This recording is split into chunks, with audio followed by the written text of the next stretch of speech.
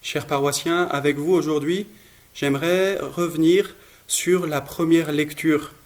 Elle m'est apparue comme étant un magnifique exemple, une leçon sublime d'évangélisation. Saint Paul est à Athènes, il est marqué par tous ces temples remplis d'idoles, ces temples dans lesquels on vénère des divinités païennes, et c'est quelque chose qui semble l'attrister, quelque chose qui semble le révolter. Alors il commence à se mêler à la foule et il ne craint pas d'annoncer le Seigneur Jésus ressuscité.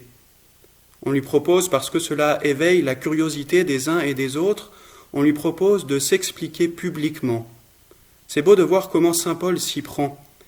Pour arriver à proclamer la résurrection du Christ, il commence par reconnaître chez ses interlocuteurs, chez ses citoyens d'Athènes, leurs justes aspirations, leur qualité profonde. Il dit « Vous êtes en toutes choses des hommes particulièrement religieux ». Et il ajoute « Ce que vous vénérez sans le connaître, voilà ce que moi, je viens vous annoncer ». En fait, on se rend compte que saint Paul a pris le temps d'observer les personnes auxquelles il était envoyé. Il les a regardées, il s'est intéressé à leur mode de vie, à leur manière de penser, et puis il les a aimés. Et ainsi, il a pu repérer chez eux ce qui pourrait apparaître comme une ouverture à la foi, ce qui pourrait les rendre sensibles à la grâce de Dieu. Et c'est pourquoi il n'a pas eu peur d'aller plus loin.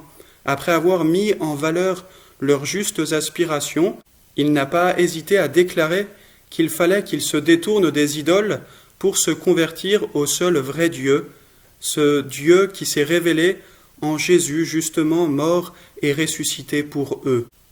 La réaction des Athéniens ne se fait pas attendre, certains vont se moquer, d'autres vont déclarer « Sur ce point-là, nous t'entendrons une autre fois », mais quelques-uns devinrent croyants.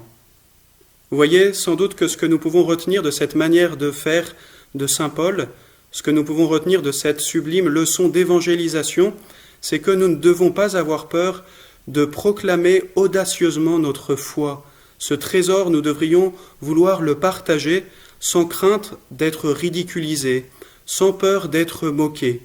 Nous savons que le Seigneur fera porter du fruit à notre témoignage, mais nous devons commencer toujours par regarder ce qui est beau et juste dans les aspirations de ceux qui nous entourent.